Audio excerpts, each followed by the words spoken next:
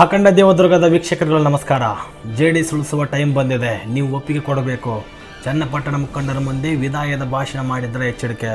ಹೌದು ಸ್ನೇಹಿತರೆ, ಲೋಕಸಭೆ ಚುನಾವಣೆಗೆ ಸ್ಪರ್ಧಿಸಲು ತಯಾರಿ ನಡೆಸುತ್ತಿರುವ ಮಾಜಿ ಸಿಎಂ ಎಚ್ ಡಿ ಕುಮಾರಸ್ವಾಮಿಯವರು ಚನ್ನಪಟ್ಟಣ ವಿಧಾನಸಭಾ ಕ್ಷೇತ್ರದ ಜೆಡಿಎಸ್ ನಾಯಕರ ಜೊತೆ ಸಭೆ ನಡೆಸಿದ್ದಾರೆ. ಈ ವೇಳೆ ಬಿಜೆಪಿ ಹಾಗೂ ಜೆಡಿಎಸ್ ಮೈತ್ರಿಯನ್ನು ಮುಖಂಡರಿಗೆ ಮನವಿ ಮಾಡಿಕೊಟ್ಟರು.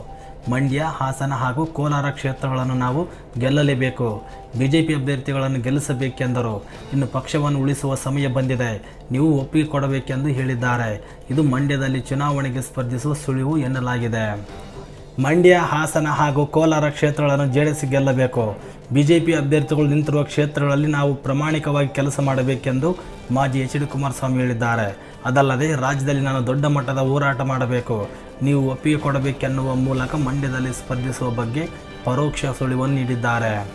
ಚನ್ನಪಟ್ಟಣ ವಿಧಾನಸಭೆ ಕ್ಷೇತ್ರದ ಮುಖಂಡರ ಜೊತೆ ಲೋಕಸಭೆ ಚುನಾವಣೆ ಬಗ್ಗೆ ಮಹತ್ವದ ಚರ್ಚೆ ನಡೆಸಿದರು.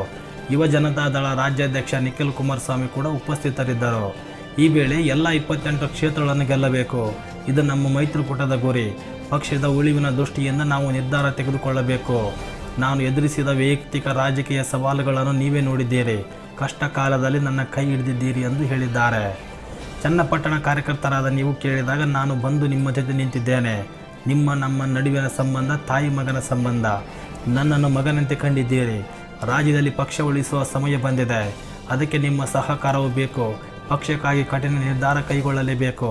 ಈ ಜೀವ ಇರುವ ತನಕ ನಾನು ಚನ್ನಪಟ್ಟಣ, ರಾಮನಗರ ಬಿಡುವ ಪ್ರಶ್ನೆಯೇ ಇಲ್ಲ. ನನ್ನ ಹೋರಾಟ ಇಲ್ಲಿಗೆ ನಿಲ್ಲುವುದಿಲ್ಲ ಎಂದು ಹೇಳಿದ್ದಾರೆ. ರಾಜ್ಯದಲ್ಲಿ ನಾನು ದೊಡ್ಡ ಮಟ್ಟದ ಹೋರಾಟ ಮಾಡಬೇಕು, ನೀವು ಒಪ್ಪಿಗೆ ಕೊಡಬೇಕು. ನೀವು ಒಪ್ಪಿಗೆ ಕೊಟ್ಟರೆ ಮಾತ್ರ ನಾನು ಪಕ್ಷ ಬಲಪಡಿಸುವ ಕೆಲಸ ಮಾಡಬಹುದು ಎಂದು ಎಚ್ ಡಿ ಕುಮಾರಸ್ವಾಮಿ ಜೆಡಿಎಸ್ ಮುಖಂಡರಿಗೆ ಹೇಳಿದ್ದಾರೆ. ಮಾಜಿ ಮುಖ್ಯಮಂತ್ರಿಗಳ ಮಾತಿಗೆ ಸಭೆಯಲ್ಲಿ ಬಹುತೇಕರು ಸಹಮತ ವ್ಯಕ್ತಪಡಿಸಿದ್ದರು. ಅನೇಕ ಮುಖಂಡರು ಪಕ್ಷ ಉಳಿಸುವ ತಮ್ಮ ನಿರ್ಧಾರಕ್ಕೆ ಬದ್ಧ ಎಂದಿದ್ದಾರೆ. ಆದರೆ ಕೆಲವರು ನೀವು ಚನ್ನಪಟ್ಟಣದಲ್ಲಿ ಇರಬೇಕೆಂದು ಎಚ್ ಡಿ ಕುಮಾರಸ್ವಾಮಿಯವರಿಗೆ ಮನವಿ ಮಾಡಿದಾಗ ಕಾರ್ಯಕರ್ತರನ್ನು ಸಮಾಧಾನಿಸಿ ಪಕ್ಷವನ್ನು ಬಲಪಡಿಸುವ ಅನಿವಾರ್ಯತೆಯನ್ನು ಕಾರ್ಯಕರ್ತರಿಗೆ ನಿಖಿಲ್ ಕುಮಾರಸ್ವಾಮಿ ಮನವರಿಕೆ ಮಾಡಿಕೊಟ್ಟರು. ಇನ್ನು ಲೋಕಸಭೆ ಚುನಾವಣೆಯಲ್ಲಿ ಬಿಜೆಪಿ ಹಾಗೂ ಜೆಡಿಎಸ್ ಮೈತ್ರಿ ಮಾಡಿಕೊಂಡಿದ್ದು, ಮಂಡ್ಯ ಲೋಕಸಭೆ ಕ್ಷೇತ್ರ ಜೆಡಿಎಸ್ ಪಾಲಾಗಿದ್ದು ನಿಮಗೆಲ್ಲ ಗೊತ್ತೇ ಇದೆ. ಈ ಹಿನ್ನೆಲೆ ಮಾಜಿ ಸಿಎಂ ಎಚ್ ಡಿ ಕುಮಾರಸ್ವಾಮಿ ಸ್ಪರ್ಧಿಸುವ ಸಾಧ್ಯತೆ ಇದೆ. ನಿಖಿಲ್ ಕುಮಾರಸ್ವಾಮಿ ಹೆಸರು ಕೇಳಿ ಬರುತ್ತಿದ್ದರೂ ಕೂಡ ಅಂತಿಮವಾಗಿ ಎಚ್ ಡಿ ಕುಮಾರಸ್ವಾಮಿಯವರೇ ಕಣಕ್ಕಿಳಿಯಲಿದ್ದಾರೆ ಎನ್ನಲಾಗಿದೆ. ಹಾಲಿ ಸಂಸದೆ ಸುಮಲತಾ ಅಂಬರೀಶ್ ಈಗ ಅತಂತ್ರವಾಗಿದ್ದು, ಅವರ ಮುಂದಿನ ನಡೆ ಏನೆಂಬುದು ಕುತೂಹಲ ಮೂಡಿಸಿದೆ. ಸ್ನೇಹಿತರೆ, ಈ ಸುದ್ದಿ ನಿಮಗೆ ಇಷ್ಟವಾದರೆ ಲೈಕ್ ಮಾಡಿ, ಶೇರ್ ಮಾಡಿ, ತಪ್ಪದೆ ನಿಮ್ಮ ಅಭಿಪ್ರಾಯಗಳನ್ನು ಕಾಮೆಂಟ್ ಮಾಡಿ.